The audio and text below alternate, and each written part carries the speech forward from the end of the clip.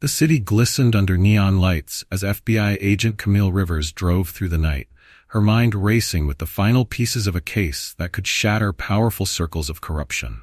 But suddenly, blue lights flashed in her rearview mirror, cutting through her focus like a blade. This wasn't a routine, something was off. The officer's gaze as he approached was cold, calculating. Camille's pulse quickened. She knew this moment could change everything for her. If you're hooked and want more stories filled with tension and resilience, hit like, share your thoughts below, and don't forget to subscribe. The late afternoon sun bathed the city of Atlanta in a warm, golden glow. Special Agent Camille Rivers, a well-respected and formidable black woman, navigated her car through the dense, winding city streets. The case that had consumed her for the past few months, a sprawling investigation into a powerful drug syndicate, occupied every corner of her mind. It had been a battle of wits, patience, and relentless pursuit, and now the breakthrough she had long waited for felt tantalizingly close.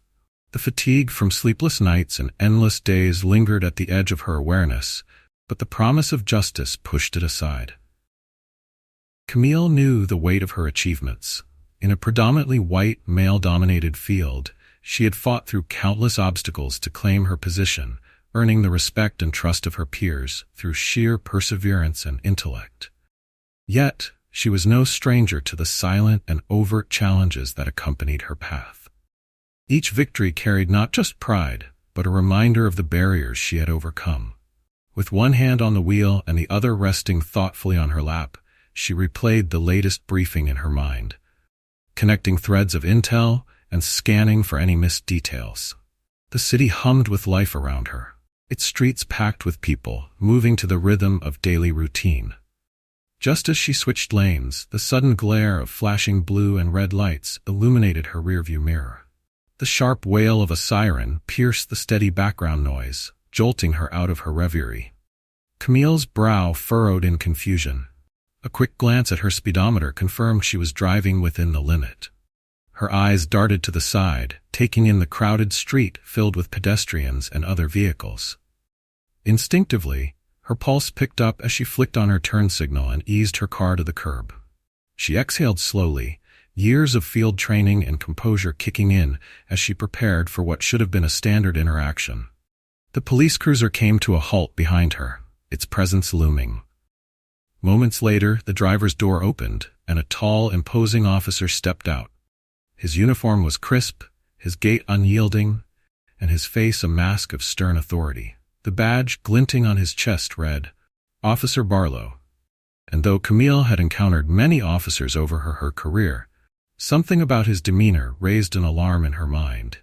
She took another steadying breath and reached for her identification. The well-worn badge that had been her companion through countless interrogations, raids, and late-night stakeouts. It was a symbol of her authority and the badge that had opened doors and silenced doubters. Camille held it firmly, knowing it was her shield against what felt like an inexplicably tense situation. "Good afternoon, officer. Is there an issue?" Camille said, her voice smooth but alert. Barlow's eyes flickered briefly toward her, a sharp, disinterested glance that barely acknowledged her as he barked. "License and registration." There was no greeting, no courteous preamble. His hand hovered near his sidearm, a silent assertion of dominance that made the air between them crackle with unease. Camille felt a cold thread of apprehension wind through her. This wasn't an ordinary traffic stop. The weight in Barlow's eyes hinted at more disdain. A challenge. She offered her FBI badge, holding it in plain view. "Officer, I'm Special Agent Camille Rivers with the FBI. Here's my identification," she said, injecting calm authority into her tone. Barlow's eyes flicked to the badge, and for a second, his mouth twitched as though suppressing a smirk. He dismissed it with a glance that said everything. He didn't care. The indifference was suffused with something more sinister, more personal. "I said license and registration," he repeated, his voice cutting through the noise of the street like a knife. The knot in Camille's stomach tightened. She had dealt with difficult officers before, ones whose authority felt threatened by her title or identity. But Barlow's eyes were devoid of respect or protocol. They reflected only cold certainty, and the kind of confidence that came from knowing he could push boundaries unchecked. "Officer, I am on duty and pursuing an active federal case," Camille reiterated, holding his gaze. The passing pedestrians slowed their steps, eyes darting between Camille and Barlow as tension crept up like a silent storm. The officer's jaw tightened, his expression darkening as he leaned closer.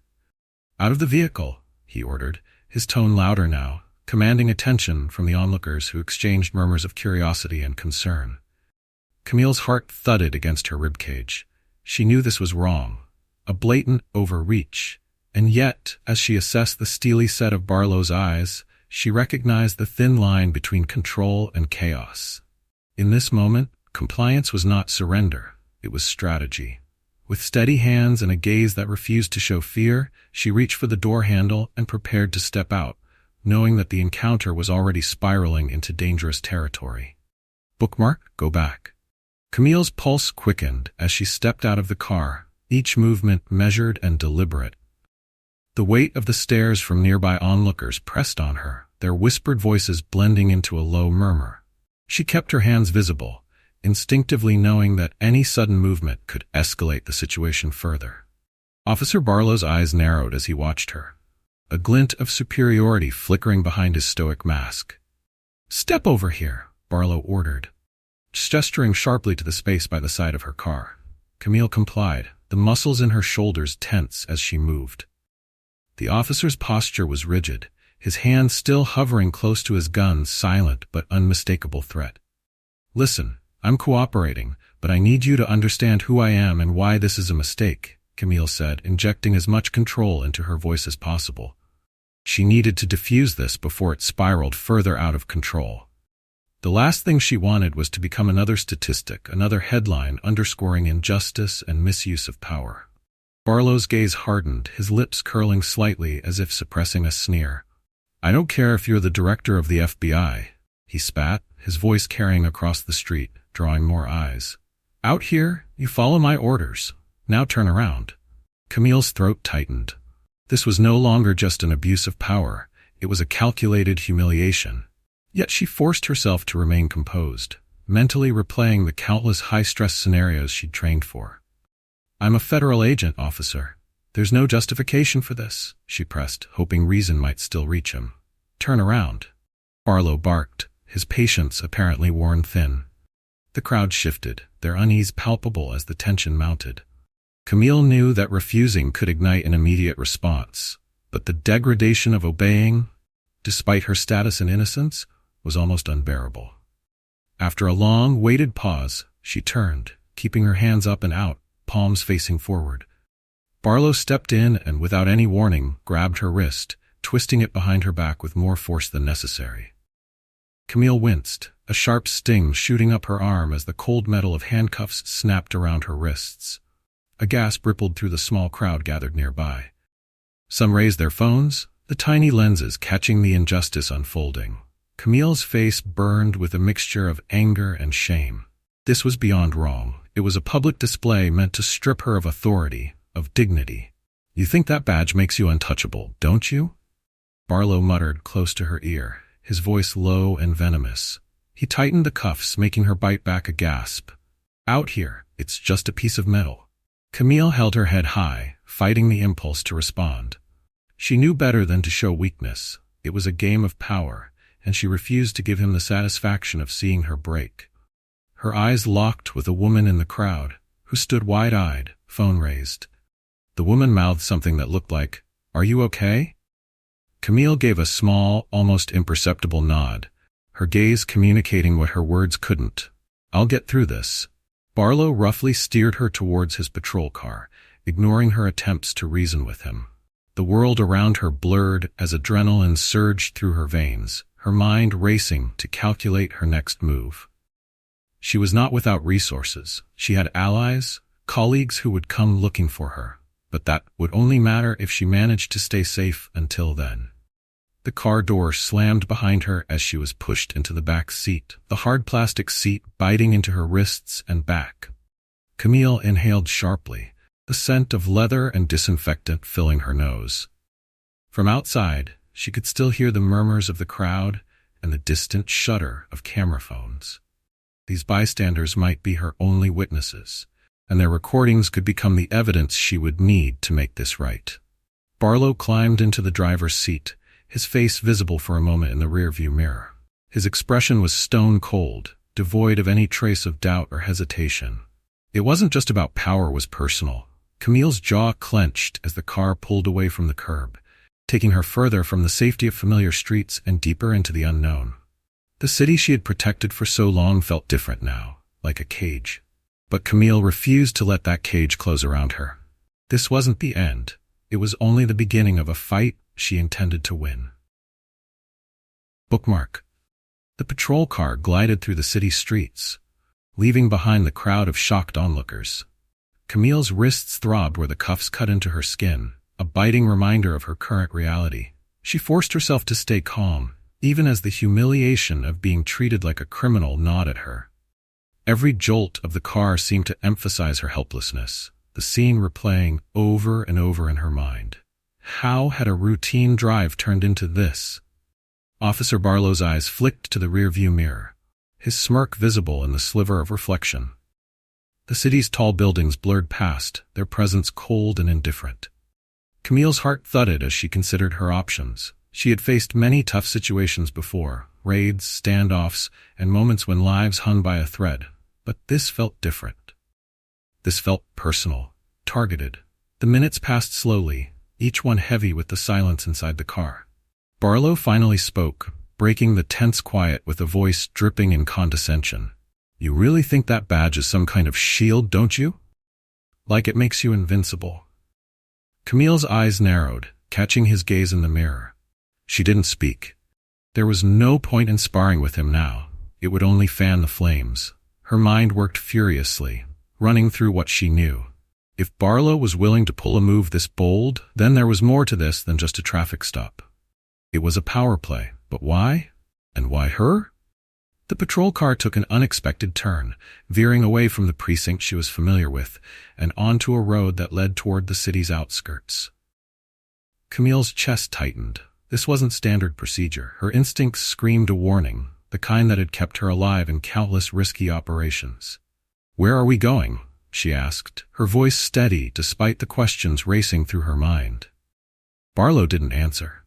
He kept his gaze forward, his jaw clenched as the car sped down a road lined with warehouses and old, forgotten buildings. The buildings cast long shadows that stretched out like skeletal fingers across the pavement, making the scene feel even more foreboding. Camille glanced out the window, taking in her surroundings, searching for landmarks, anything that might later help her navigate or signal for help. The patrol car slowed as they approached a small, run-down police station that looked more like a relic of another era. It was far from the main precinct, tucked away in a part of town where oversight was minimal. The pit in Camille's stomach deepened. The car came to a stop, and Barlow exited without a word, moving to yank open the back door. His hand found her arm and pulled her out roughly, forcing her to stumble. She clenched her jaw, refusing to give him the satisfaction of seeing her falter. The station loomed before her, its facade cracked and weathered, the windows opaque with grime. Inside, the station was dimly lit and eerily quiet. A few officers, who seemed more interested in their paperwork than the scene unfolding in front of them, barely glanced up as Camille was led past the front desk. Their indifference sent a chill down her spine. Either they were used to this kind of behavior, or they knew better than to interfere. Barlow pushed her into a small, cramped room furnished only with a metal table and 2 chairs. The sound of the door slamming shut reverberated around the space, making it feel even smaller. He paced in front of her, eyes locked onto hers with a mixture of arrogance and disdain. "Let's get one thing straight," he began, his voice low and threatening. "Out here, you don't get special treatment because of who you are. You're just another mouthy suspect." Camille met his gaze, refusing to be cowed. "This is an illegal arrest, Officer Barlow. You have no right to hold me." He leaned in, their faces inches apart. "You're in my world now, Agent Rivers, and no one is coming to save you." The silence that followed was suffocating, broken only by the faint buzz of the fluorescent light above them. Camille's pulse pounded, not from fear, but from a determination that surged in her chest like a rallying cry. If Barlow thought he had won, he was sorely mistaken. She had faced tougher enemies than him, and this wouldn't end the way he planned. Bookmark. The room's dim light flickered, casting elongated shadows across the stark metal table and cold concrete walls. Camille sat with her wrists still bound behind her, her shoulders squared despite the discomfort. Every instinct in her told her to stay composed, to hold on to the confidence that had carried her through countless interrogations and operations. But this was different. Was the one on the other side of the table, facing an officer who clearly reveled in bending the rules. Officer Barlow paced the room like a predator circling prey, his boots clacking against the floor in a steady, intimidating rhythm.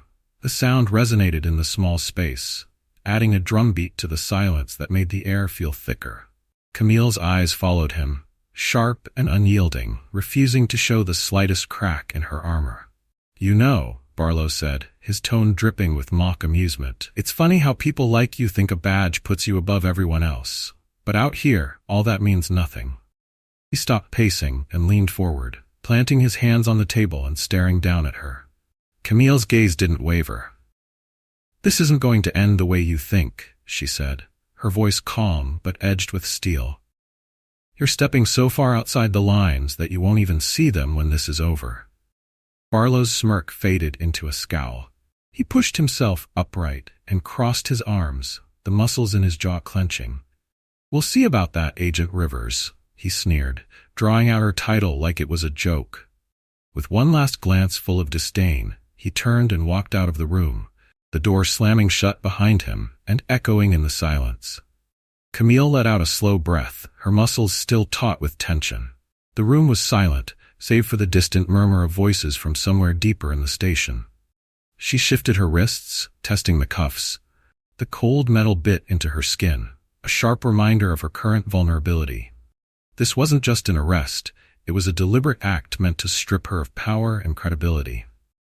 She took in her surroundings, searching for anything that might help her plan an escape or signal for help. The room was bare except for the table, the 2 chairs, and a small, dusty window set high in the wall, too high to reach. Her eyes flicked to the corners of the ceiling, looking for cameras or any sign of surveillance, but there was nothing. This room was meant for isolation, not transparency. The door opened again, and this time, a younger officer stepped inside. His posture was less confident, shoulders slumped as he approached. He held a clipboard, and his eyes darted nervously from Camille to the door as if expecting Barlow to burst back in at any moment. "Agent Rivers," he said, his voice low and tentative, "I'm Officer Reed. I'm supposed to process you for holding." He shifted on his feet, glancing at the clipboard like it held answers he wasn't sure how to read. Camille studied him, taking in the way he avoided eye contact and the way his fingers fidgeted at his side. He was nervous, and not just because she was an FBI agent. There was something else, something deeper gnawing at him. She seized on that sliver of doubt, knowing it might be her only opening. "Officer Reed," she said, her tone softening just enough to chip away at his uncertainty. "You know this is wrong. You know I don't belong here." Reed's eyes flicked up, meeting hers for just a second before dropping back down. He swallowed hard, his Adam's apple bobbing. "I don't make the rules," he muttered, shifting his weight again. "You don't have to make the rules to know when they're being broken," Camille pressed, leaning forward as much as her restraints would allow. "Barlow is abusing his power, and you're helping him by staying silent." Reed's face flushed, and he looked over his shoulder as if someone might be listening. The room fell silent again, the tension strung tight between them. Camille could see the battle playing out on his face, the war between duty and conscience. The longer he hesitated, the more hope sparked in her chest. "If you help me, we can stop this before it goes any further," she said, her voice steady but urgent. "But you need to act now." Reed's hands tightened around the clipboard, his fingers whitening under the pressure. He glanced back at her, eyes wide and conflicted. Before he could respond, the sound of footsteps echoed down the hall, heavy and deliberate. Barlow was returning. The heavy, determined footsteps drew closer, echoing through the hall like the ticking of a countdown. Camille's eyes met Officer Reed's, searching for a hint of resolve. The young officer looked as though he wanted to speak, to say something that might shift the balance of power in the room. But the sound of Officer Barlow approaching seemed to drain the courage from his face. The door flew open with a force that made Reed flinch. Barlow stepped inside, his eyes narrowing as he took in the scene. "What's taking so long?" he barked, glaring at Reed with a look that sent a shiver down Camille's spine. There was an unspoken hierarchy in the room, and Barlow stood at its peak, the embodiment of unchecked authority. Reed stiffened, his posture straightening as if bracing for impact. "I was just getting the information, sir," Reed stammered, his voice wavering slightly. His fingers clutched the clipboard like a lifeline, the tension radiating off him palpable. Camille noted the shift in his demeanor, the way he shrank under Barlow's scrutiny. The room was suffocating, the stale air thick with tension and the unyielding smell of fear. Barlow's eyes flicked to Camille, his gaze cold and assessing. He moved closer, his presence dominating the small room. "Seems like you're causing quite a delay, Agent Rivers," he said, his voice silky with mock politeness. He tilted his head slightly, the smirk that played on his lips one of contempt. "Didn't expect to find yourself here, did you?" Camille kept her expression neutral, refusing to give him any satisfaction. "This won't hold," she said calmly, meeting his gaze. "Whatever you're trying to do here, it won't work. The truth will come out." Barlow's smile faltered for a brief moment, replaced by a hardened glare. He stepped closer, the space between them shrinking until Camille could see the tight lines around his eyes and the suppressed anger simmering beneath his skin.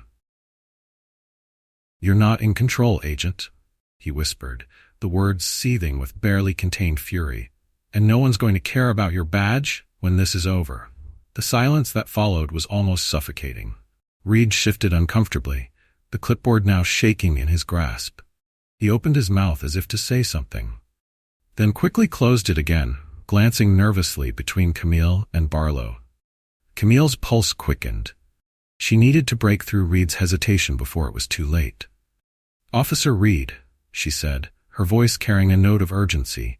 "You still have a choice. You don't have to be part of this." Barlow's eyes snapped to Reed, and in an instant the room crackled with an unspoken threat. Reed swallowed, his eyes dropping to the floor as the color drained from his face. "Get her processed," Barlow snapped, his tone brooking no argument. He turned on his heel and left the room, the door slamming shut behind him like a gunshot.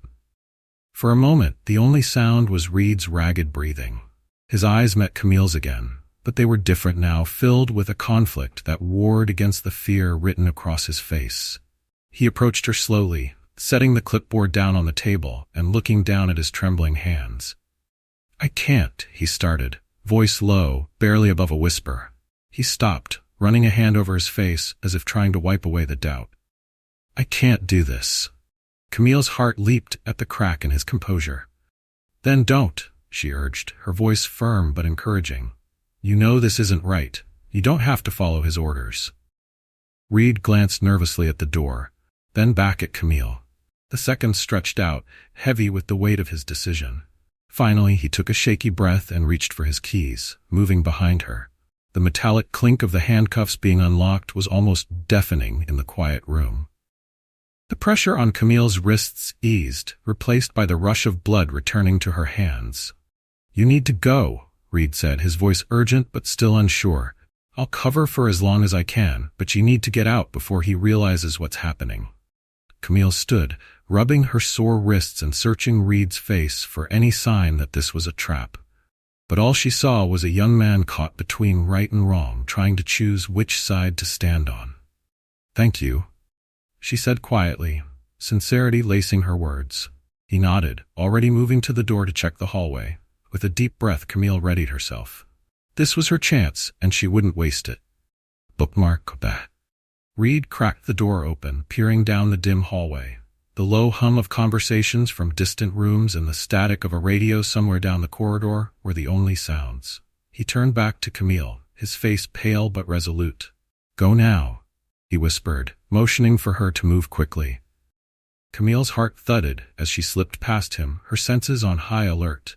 The hallway stretched ahead, lined with doors that led to offices and rooms she didn't recognize. The building had an air of neglected paint, flickering lights, and the faint smell of dust. It was the perfect setting for the kind of off-the-books operation Barlow seemed to thrive on. Reed remained at the door, glancing nervously down the hallway in both directions. His posture was tense, ready to shut the door and act as though nothing had happened if anyone appeared. Camille felt a fleeting pang of guilt for leaving him behind to face the fallout, but there was no time for second-guessing. She had to get out, and fast. She kept close to the wall, her steps measured and silent as she navigated through the station's maze-like interior. The sound of approaching footsteps made her freeze, pressing herself into a shadowed alcove. 2 officers walked past, engaged in conversation, their voices echoing slightly. Neither seemed aware of the tension brewing deeper within the building. Camille waited until their voices faded before continuing down the hall. A door at the end of the corridor marked exit, called to her like a beacon. Her pulse quickened with hope, but she knew better than to rush blindly. She paused, listening for any movement behind her. Reed had said he would cover her for as long as possible, but she had no illusions about how little time that might buy. As she reached for the door handle, a voice barked down the hallway behind her. "Hey, what are you doing?" It wasn't Barlow's voice, but the sharp tone carried the same authority. Camille turned slowly, a controlled expression on her face even as her mind raced.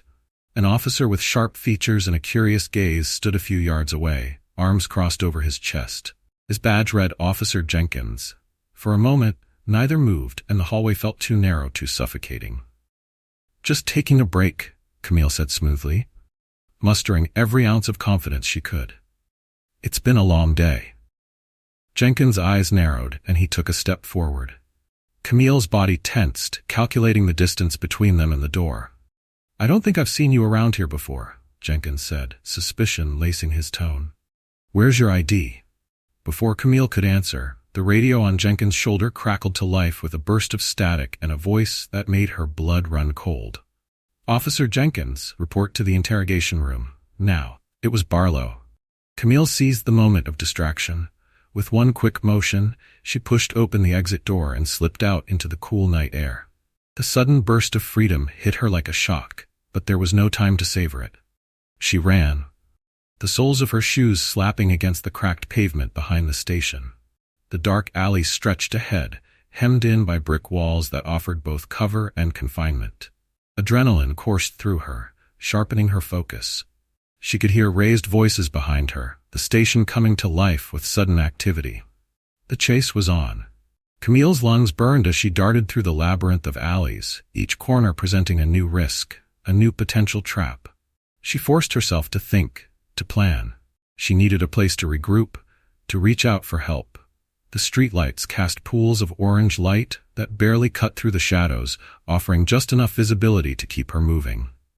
Up ahead, a car engine sputtered, and a familiar figure stepped out, eyes wide and filled with fear.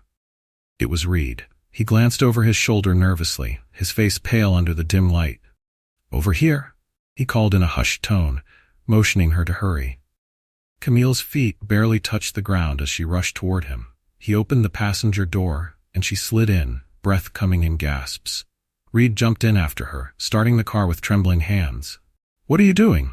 Camille asked, incredulity lacing her voice. She hadn't expected him to go this far, to risk more than a moment's distraction. "Getting you out of here," Reed said, his eyes darting to the rearview mirror as the car roared to life and surged forward. "Barlow's going to come after you, and I can't stand by and let him." The car sped down the narrow road, the station disappearing behind them as the city opened up ahead. Camille's chest tightened not just with fear, but with a new determination. The fight wasn't over, not by a long shot, and she wasn't alone in this battle. The night outside blurred past as Reed's car barreled down the dimly lit streets, each jolt and swerve pulling Camille deeper into her thoughts. The adrenaline pumping through her veins felt almost tangible, sparking every nerve to life. She turned to look at Reed, whose knuckles were white against the steering wheel, his face drawn and tense. "Reed," she began, the reality of the situation crashing over her. "You didn't have to do this. You're putting yourself at risk." His eyes flicked to her for a split second before returning to the road. "I know," he said, his voice clipped and laced with fear. But I couldn't just stand there and watch. I've seen Barlow do things that shouldn't be ignored. If I didn't help, I'd be complicit. Camille nodded, understanding the weight behind his words. In this moment, they were bound by a silent pact, a shared determination to expose the corruption that had taken root in the department. The road ahead grew narrower, the city's bright lights giving way to the quieter, shadowed streets that marked the outskirts. It was a temporary reprieve, but one that wouldn't last long. "Where are we going?" Camille asked, scanning the darkness for familiar landmarks. Reed hesitated, his brow furrowing as he considered their next move. "There's an old service station a few miles from here, long abandoned. We can regroup there, make a plan before Barlow catches up." The idea of stopping, even for a moment, made Camille's pulse quicken with apprehension. But they needed time to think, to figure out the next step. She glanced into the side mirror, half expecting to see the glare of headlights, the sound of sirens that would signal Barlow's relentless pursuit. The streets behind them were empty, for now. As they drove, Camille's thoughts spiraled. The implications of her situation extended far beyond herself. Barlow's abuse of power, hidden behind the guise of authority, threatened more than just her reputation. It endangered the integrity of the justice system she had worked so hard to uphold. Her mind raced through potential allies, people she could trust to help unravel the mess Barlow had woven. Reed took a sharp turn off the main road, the tires kicking up gravel as they veered onto a narrow dirt path lined by dense woods. The air grew colder, seeping into the car and chilling Camille's skin. The trees, silhouetted against the night sky, seemed to crowd in around them, their branches casting jagged, wavering shadows. "Are you sure this is safe?" Camille asked, tension evident in her voice. Reed exhaled shakily. "No," he admitted, "but we're running out of options. We need time to figure out our next move, and this is the best shot we have." The car rolled to a stop in front of what looked like the skeletal remains of a service station. The structure stood lopsided, its roof sagging under years of neglect. The sign, weathered and broken, still bore the faint, chipped lettering of its name. Camille stepped out, the crunch of gravel beneath her feet sharp in the silent night. She scanned their surroundings, ears attuned to the slightest rustle of leaves or crack of a twig. The quiet was suffocating, each second stretched thin with anticipation. Reed emerged from the driver's side, his breath visible in the chill as he turned to her. "We need to move fast," he said, heading toward the service station's rusted door. "If Barlow figures out we're here, it'll be over before we can even act." Camille followed, her steps quick and deliberate. The interior of the station was dimly lit by the slivers of moonlight seeping through cracks in the walls. Dust motes floated lazily in the air, disturbed by their movements. The smell of rust and old oil clung to everything, a grim reminder of the building's forgotten past. Reed leaned against the wall, rubbing his face as though trying to wipe away the exhaustion etched into his features. "What's the plan, Camille?" he asked, his voice barely above a whisper. It was the first time he had called her by her first name, and it carried a note of urgency, of camaraderie forged in the heat of crisis. Camille inhaled, centering herself. "First, we need to alert my team. Barlow will be searching the city, and it's only a matter of time before he starts tightening the net." She reached instinctively for her phone, only to remember it had been confiscated. A curse escaped her lips, frustration brimming. "Here," Reed said, pulling out his own phone and offering it to her. "Make it quick." Camille's fingers curled around the device, its weight reassuring but heavy with the task at hand. She punched in the number, a line she knew would connect her to the one person she could trust. Agent Eric Mathis, a seasoned investigator with a reputation for getting things done under the radar. As the call connected, the sound of breathing on the other end told her everything she needed to know. "Camille?" Mathis's voice was sharp with surprise and immediate concern. "What's going on?" "We don't have much time," Camille said, glancing at Reed, who stood watch by the door. "I need your help. Barlow is dirty, and he's after me. I need backup, and I need it now." Agent Eric Mathis's breath hitched on the other end of the line, the silence that followed punctuated by a tension that Camille could almost see. When he spoke, his voice was low, urgent. "Tell me exactly where you are. Are you safe?" Camille glanced around the dilapidated service station, taking in the cracked walls and dusty shelves lined with remnants of old oil cans and spare parts. The structure, though a refuge for the moment, did little to inspire confidence. We're at an abandoned service station off Route 14, just outside the city. But it won't be long before Barlow figures it out, she replied, her tone clipped and precise. Understood, Mathis said, his words filled with an intensity that Camille knew meant he was already moving. Stay low. I'll send a team, but it might take a while to mobilize without drawing attention. Hold tight and stay out of sight. Will do, Camille said, ending the call and handing the phone back to Reed. His eyes were wide, reflecting the cold light from outside as if trying to gauge just how much trouble they were in. Help's on the way, but we need to be ready for anything, Camille said, shifting her focus back to their immediate surroundings. The air inside the station felt heavy, stagnant, like it hadn't been disturbed in years.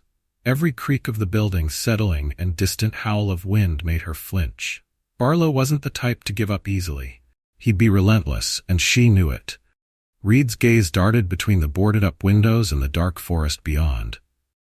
If Barlow shows up before they do, we're trapped, he said, the gravity of his voice pulling the silence between them even tighter. Camille looked at him, reading the exhaustion and fear that threatened to swallow him whole. But beneath it there was a flicker of resolve, a spark that hadn't been there before. She needed to fan that flame. Reed, I need you to stay sharp. If he comes, we fight smart, not reckless. We use this place to our advantage. Understand? He nodded, some of the fear giving way to determination. Yeah, I understand. A sudden noise outside, faint crunch of gravel, snapped their attention to the window. Camille's hand moved instinctively to her side, but her gun was gone, confiscated at the station. She clenched her jaw, searching for something, anything, that could serve as a weapon. Her eyes fell on a rusted tire iron lying near the wall, half buried under a stack of old rags. She grabbed it, the cool metal heavy in her grasp. Reed shifted closer to the window, peering through a gap between the boards. His breath caught as he whispered, "There's a car pulling up, headlights off." Camille's pulse quickened, the sharp thud of her heartbeat thrumming in her ears. She strained to see past the dirty glass, the faint outline of a vehicle barely visible under the pale glow of moonlight. The tension stretched unbearably, each second dragging like an eternity. A door clicked open, followed by the soft crunch of boots on gravel. "Stay back," Camille mouthed to Reed, gesturing for him to move away from the window. She positioned herself to the side, the tire iron raised, ready to swing at a moment's notice. The silence outside was suffocating, broken only by the occasional shuffle of movement. Suddenly, a voice sliced through the darkness. "Agent Rivers, I know you're in there. Let's not make this harder than it needs to be." It was Barlow. Camille's grip tightened, her knuckles whitening as she steadied her breath.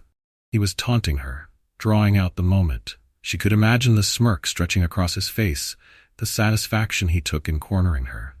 But this wasn't the end, not if she had anything to say about it. Reed's eyes darted to hers, wide with panic but steadying when he saw her expression. He knew, as she did, that they couldn't afford to show fear. "Come on now," Barlow continued, his voice honeyed with faux patience. "You're only making things worse for yourself. Step out, and maybe we can work something out. You wouldn't want your friend there to get hurt, would you?" Reed's face paled, but Camille shook her head subtly, signaling him to stay put. The door rattled slightly as Barlow tested it, then silence. Camille listened intently, straining to detect any movement or change outside. The pressure mounted, every breath feeling more labored as the seconds ticked by. Barlow's patience snapped. With a sharp bang, the door shook violently, the impact reverberating through the station like a thunderclap. Camille took a step back, readying herself. This was it. She cast one last glance at Reed, whose eyes were locked on hers, determined now. They weren't going down without a fight. Bookmark. The door rattled again, each impact sending a jolt of adrenaline coursing through Camille's veins. She braced herself, every muscle tensed as she anticipated the next move. The thin wooden planks over the windows groaned with each pounding, ready to give way to the force pushing against them. Suddenly, the sound of splintering wood and a sharp metallic clatter filled the air as Barlow forced his way in. The door swung open, its hinges shrieking in protest. Camille's breath caught as she caught sight of him, silhouetted by the moonlight streaming through the cracked opening. His face was a mask of barely controlled fury, eyes searching the room like a predator honing in on its prey. "Agent Rivers," Barlow said, his voice dripping with false civility. Running wasn't the smartest move. Camille stayed hidden behind a pillar, her grip tightening around the tire iron until it bit into her palm. The station's dim interior, once a temporary refuge, now felt suffocatingly small. Every creak and shift of the building echoed like a gunshot in the tense silence. Reed shifted slightly beside her, a bead of sweat rolling down his temple as he struggled to control his breathing. Camille shot him a warning glance. Barlow's boots scuffed against the dusty floor, each step deliberate and slow as he moved deeper into the station, eyes scanning every shadow. "I'll give you one last chance to come out willingly," he continued, pausing to listen for any sound. His hand hovered near his holster, fingers twitching with anticipation. "Or I can drag you out myself. Your choice." Camille's mind raced. She knew Barlow well enough to understand that surrender wasn't an option. He was the kind of man who played by his own rules, twisting the law to serve his own agenda. If she gave herself up now, there would be no backup in time to save her. She nodded once to Reed, signaling for him to stay low. With a deep breath, she stepped out from behind the pillar, tire iron held tight. "Barlow," she said, her voice firm but measured. The single word drew his eyes to her like a magnet. He smirked, the corner of his mouth twitching as he registered her defiance. "There you are. I knew you wouldn't hide forever," he said, taking a step forward. The distance between them shrank, and Camille's heart thudded wildly in her chest. "You've crossed a line," Camille said, eyes locked on him, refusing to show weakness. "This won't end the way you think." Barlow's smile hardened. "You're out of your depth, Rivers? You think that badge means something here? Out here, you're just another liability." The silence was suffocating, charged with unspoken threats. Camille's eyes darted to Reed, who was still crouched, his expression torn between fear and determination. Barlow noticed the flicker of her gaze and followed it, his eyes narrowing as he spotted Reed. "So, you have a friend in this," Barlow said, his tone shifting to one of cold satisfaction. He drew his weapon, pointing it at Reed with the steadiness of a man who'd done this too many times before. "Step forward." "No," Camille barked, taking a step toward Barlow, the tire iron still raised. The move caught him off guard for a second, just enough for the dynamic in the room to shift. His gun wavered, but only for a moment. "Stay where you are, Rivers, or I put an end to this here and now," Barlow warned, his voice low, the kind that set every nerve on edge. The situation teetered on the edge of chaos. Camille's mind raced, searching for any way to turn this around. Her training had taught her how to disarm threats, how to maneuver in tight situations, but facing a corrupt officer with a finger on the trigger and no rules was a different kind of challenge. Reed, to her surprise, stood slowly.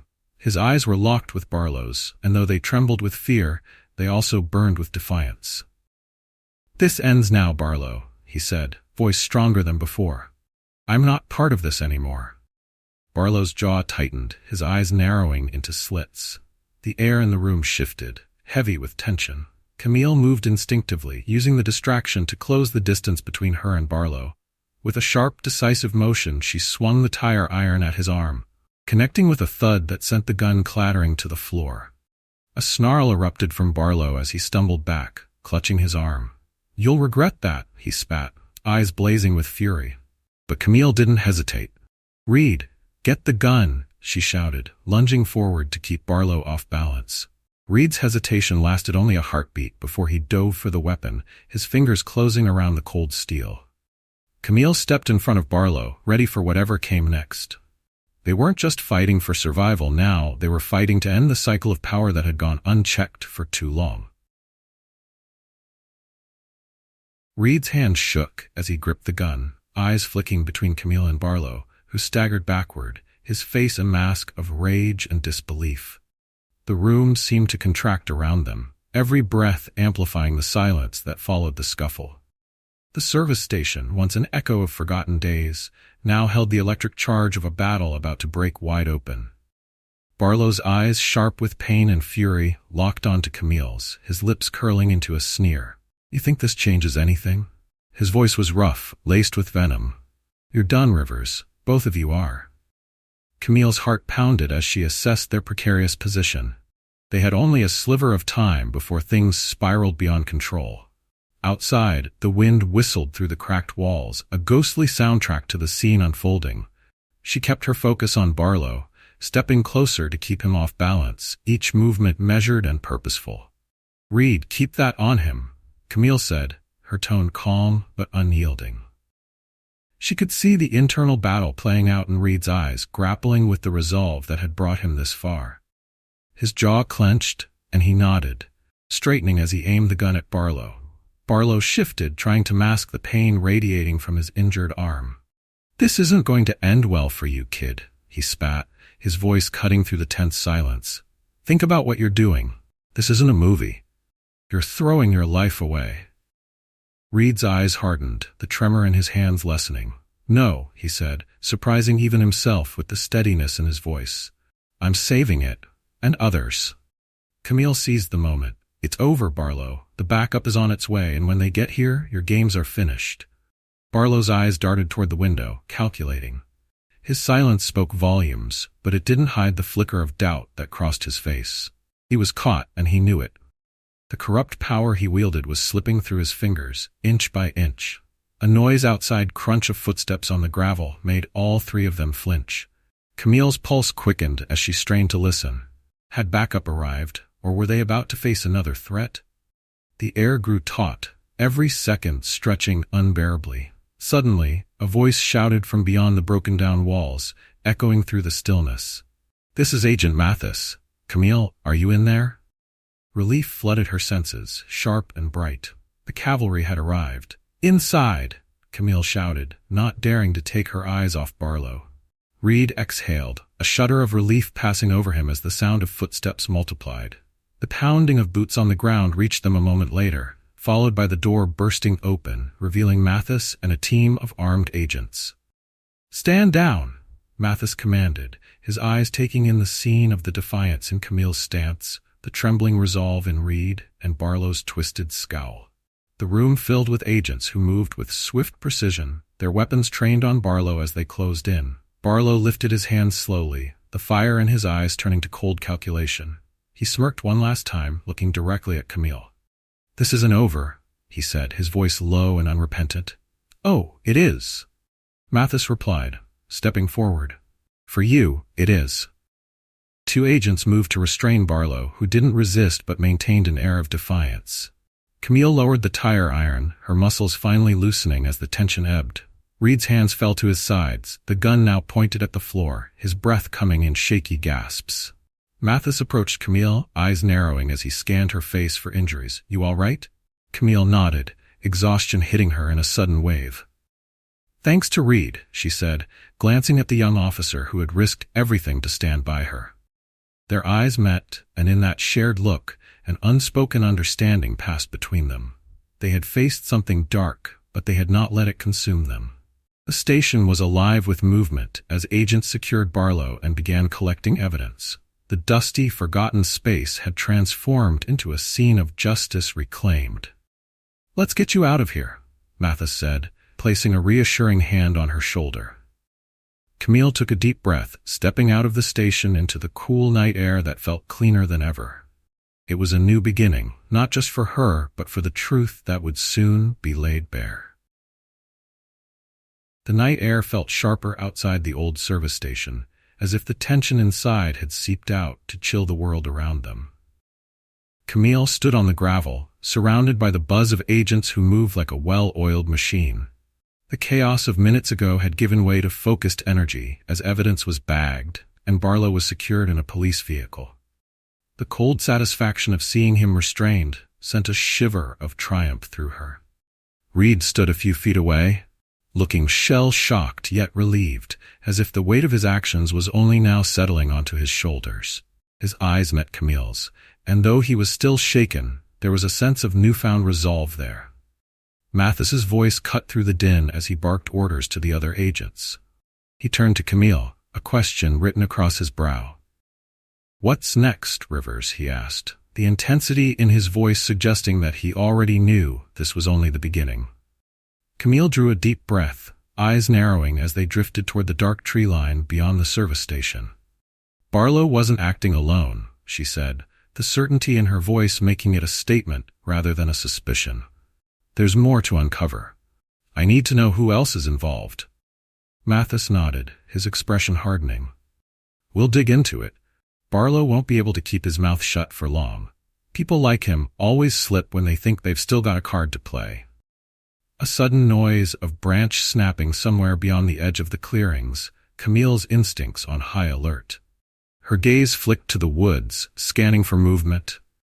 The night was thick with shadows, but it wasn't just the dark that made her uneasy. It was the feeling that they were still being watched.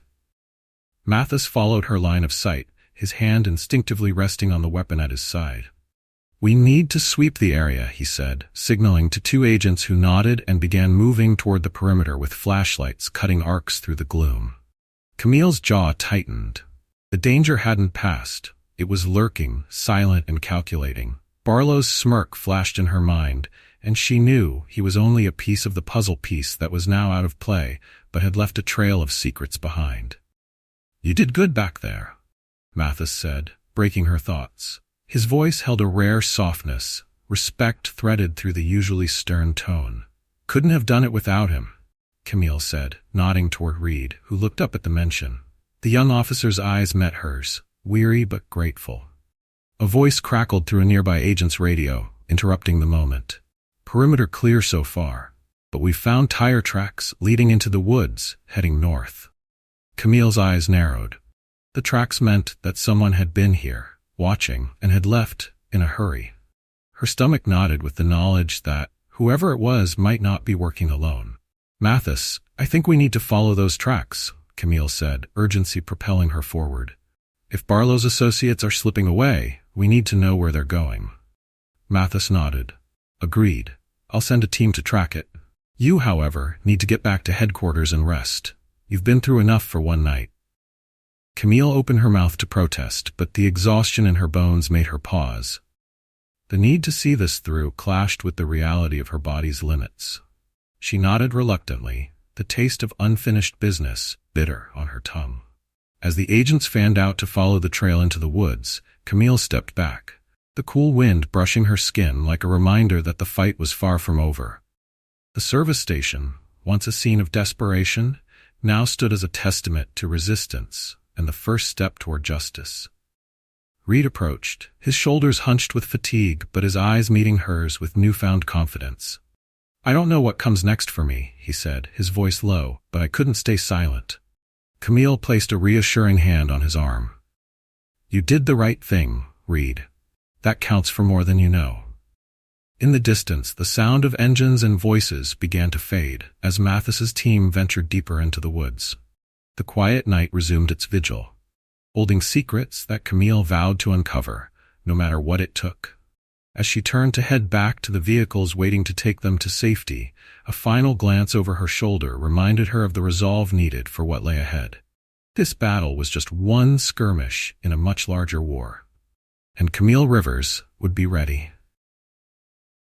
The drive back to the FBI field office was silent, save for the hum of the engine and the occasional crackle of the radio in the front seat. Camille leaned her head back against the seat, eyes closed but mind racing. The adrenaline that had kept her moving was ebbing, replaced by a bone-deep wariness. Yet beneath the exhaustion simmered a fierce determination. When the car pulled into the secured lot, Camille opened her eyes and took in the familiar sight of the building bathed in harsh security lights. She stepped out, the cool air biting at her skin, sharp and bracing. Mathis was already waiting, speaking rapidly into his phone before nodding at her as she approached. "Preliminary reports are coming in," he said, his voice low and serious. The team found tracks that led to an abandoned farmhouse about 4 miles from the service station. "It's empty now, but there were signs someone had been monitoring you." A shiver ran down Camille's spine. Barlow's operation was larger than she'd thought, reaching out like roots in dark soil. "We need to map out every connection he has," she said, the resolve in her voice unyielding. If someone was there, they could be warning others, moving assets, or destroying evidence. Mathis nodded. We're on it. We've already got tech teams pulling up records on known associates. Barlow may have underestimated how quickly we could mobilize, but we're going to need more than speed, we need proof. Camille's jaw tightened as she thought back to the interrogation room, to Barlow's smirk and the air of confidence that had lingered even as he was handcuffed. He has dirt on someone high up, or he wouldn't have been so brazen, she said. We need to dig up whatever leverage he's using and flip it. Inside, the office buzzed with the late-night energy of agents working overtime. Screens glowed with data feeds, and whiteboards were marked with hastily scrawled names and timelines. Reed had been brought in quietly, seated in an office where an agent offered him coffee and a chance to decompress. Camille caught his eye through the glass window and gave him a small nod. The fear from earlier had dulled, replaced by a glimmer of determination in his expression. He had crossed a line, but it was one he'd chosen. Mathis moved to a table laden with files and maps, motioning for Camille to join him. Here's what we know so far, he said, pointing to a cluster of names connected by red lines. Barlow's network isn't just about low-level corruption. We're talking about smuggling, bribery, and leverage that spans across multiple jurisdictions. Camille's eyes scanned the chart, each name sparking a memory or a note she'd seen in case files over the years. This is why he didn't care about my badge, she muttered. He knew that if I got too close, he'd need to shut me down before I uncovered this. A junior agent approached, holding a manila folder with a slight tremor in her hands. Agent Rivers, this just came in from an anonymous tip, she said, eyes wide with the implication of her delivery. Camille took the folder, opening it to reveal a set of grainy photos and a handwritten note. The photos showed Barlow meeting with a man whose face was partially obscured, but a familiar, powerful city official whose name had come up in investigations that never saw the light of day. Mathis leaned over, brows furrowing as he studied the photos. This changes everything, he said, voice taut with the significance of what they were holding. If we can verify these and find the source, we might have leverage of our own. Camille's mind was already racing ahead. This was their opening, a chance to pull at the threads of Barlow's operation and watch it unravel. But they needed to be careful. A single misstep would alert those who were still lurking in the shadows, watching, waiting for their moment to strike back.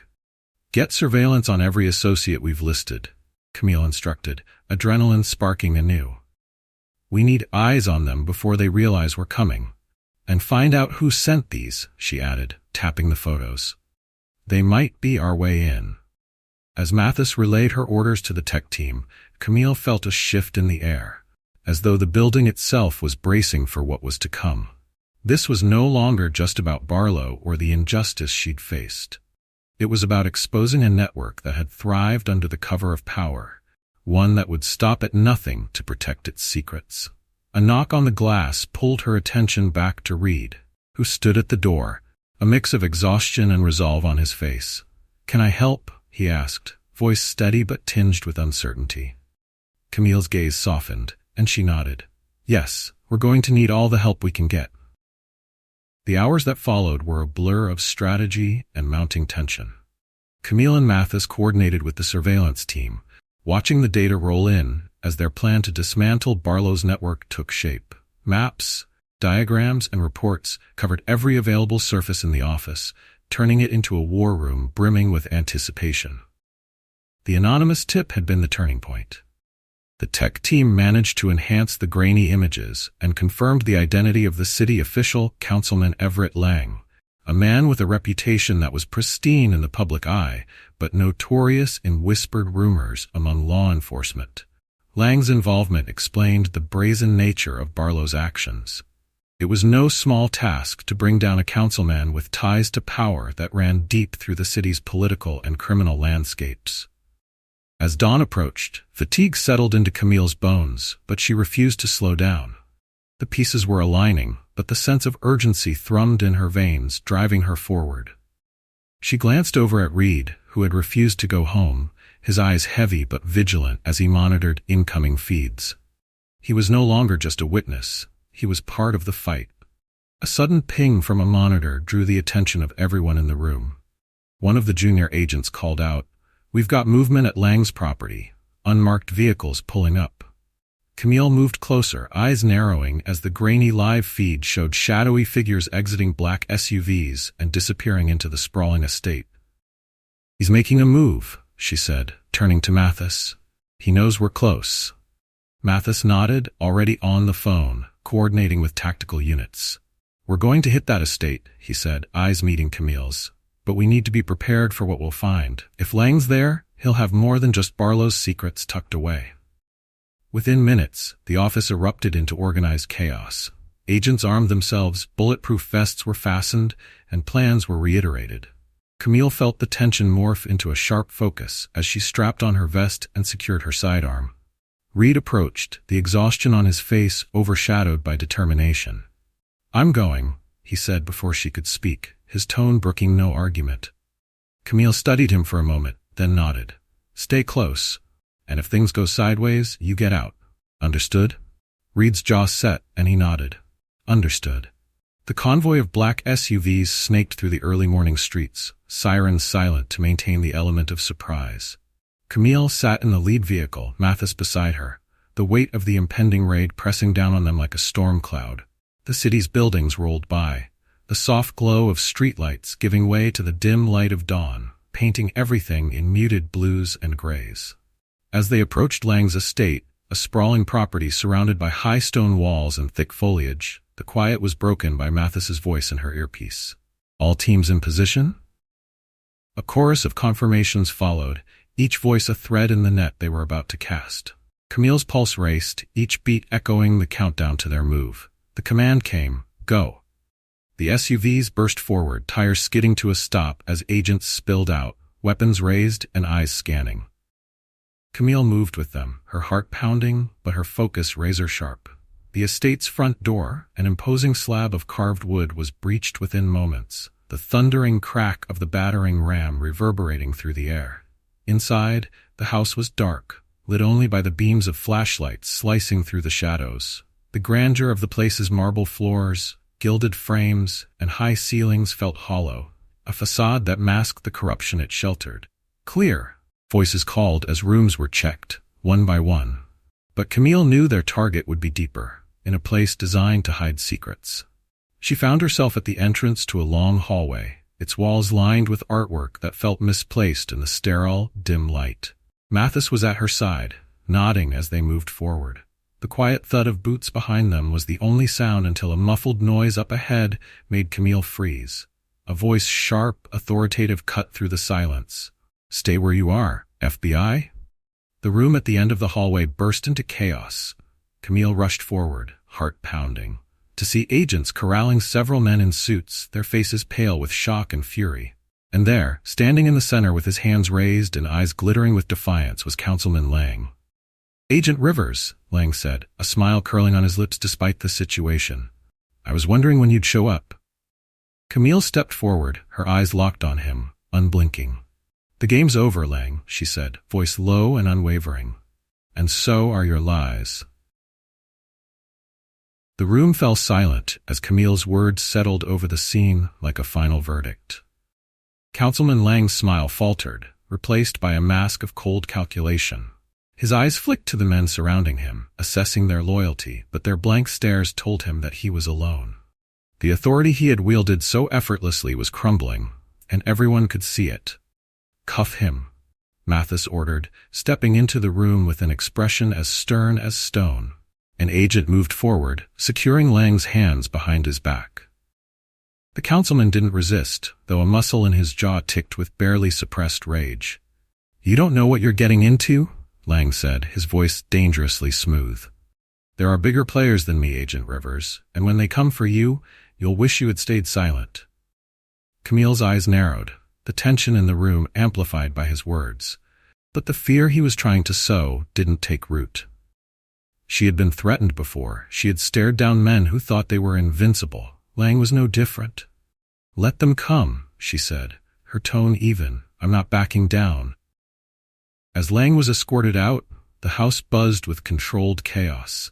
Agents cataloged files and secured computers, voices overlapping as they called out findings and directed one another. Reed stood near the doorway, watching with a mix of awe and exhaustion as the scene unfolded.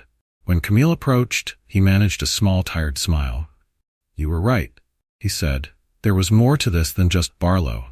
Camille placed a hand on his shoulder. "And now we have the chance to make it right," she said.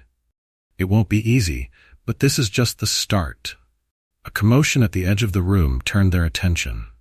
One of the agents had pried open a hidden compartment behind a bookshelf, revealing documents, cash, and a small ledger. The sight of the ledger made Camille's heart jump. It was the kind of evidence that could unravel entire networks. Mathis moved swiftly, taking the book and flipping through its pages, his eyes scanning the columns of handwritten names and transactions. "This is it," he muttered, holding it up for Camille to see. The names were familiar figures in law enforcement, politicians, even business leaders. It was a web of corruption laid out in ink, the kind that would send shockwaves through the city. "We need to secure this," Mathis said, his voice thick with the weight of their discovery. Camille nodded, understanding that the ledger was both a victory and a risk. It would attract attention from powerful people who had benefited from staying in the shadows. As the sun's first rays filtered through the large windows, the adrenaline that had propelled them through the night began to fade, replaced by the weariness of a battle fought but not yet won. The estate was now a hub of agents combing through evidence, a place that had once protected secrets, now giving them up to the light. Reed leaned against the wall, a sigh escaping his lips. The night had changed him, that much was clear. Camille saw it in the way he carried himself now, no longer the hesitant officer who'd flinched at shadows, but someone who knew the weight of choosing a side. "Go home, get some rest," Camille told him. "You did good tonight." Reed nodded, his eyes finding hers, filled with gratitude and resolve. "I will, but if you need me again, I'm in." Camille's lips curved into a brief smile. "I'll remember that." Mathis approached, the ledger clutched tightly in his hand. "We need to get this back to headquarters and start building a case that's airtight," he said. "This will rattle cages we didn't even know existed." Camille nodded, the significance of their work sinking in. The fight wasn't over, not by a long shot. Lang's words echoed in her mind, a reminder that this battle would bring new challenges. New enemies lurking in places she couldn't yet see. But for now, they had momentum, and that was enough. As the agents began to pack up and the tension in the air lifted, Camille stepped outside, the crisp morning air hitting her like a salve. The sky was a soft blue, streaked with pinks and oranges, promising a new day, a day where the fight for justice would continue, fueled by the events of the night. This was only the beginning, but Camille knew one thing for certain. The truth would not stay buried, and neither would she. As the dust settled and the evidence mounted against Barlow and Councilman Lang, Camille Rivers found herself at the center of an operation that would send ripples far beyond the city. This was more than just a victory over two corrupt figures. It was a testament to the power of resilience, standing firm against injustice, and the strength found in unexpected alliances. Reed's evolution from a hesitant officer into a figure of quiet bravery highlighted the profound shift that can occur when one person chooses integrity over fear. Bookmark. This case was a powerful reminder that corruption often thrives behind the veils of power, hidden beneath layers of influence and intimidation. Camille's story emphasized that justice isn't upheld by one person alone, but by those who dare to push back, even when the risks are immense. It demonstrated that seeking truth requires not just skill or position, but heart, resolve, and the willingness to face personal costs. The lessons were clear.